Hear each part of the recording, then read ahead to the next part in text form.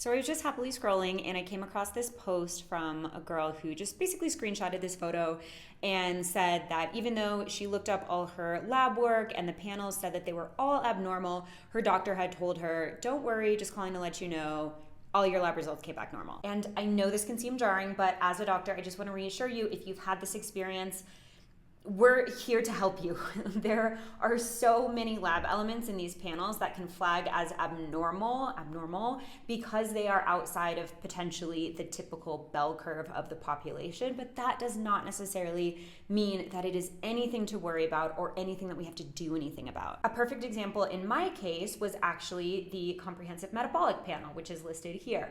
I had one of those recently, and that includes liver function tests and liver enzymes, including AST and ALT. My ALT test flagged as low, as abnormal.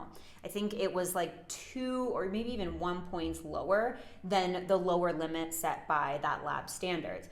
That is nothing to worry about. What's worrisome in that case is when those enzymes start to go high, not when they're a point or two low. That doesn't have any clinical meaning. Another example, it is so common to actually have abnormalities of your CBC with differential, that's your complete blood count with differential.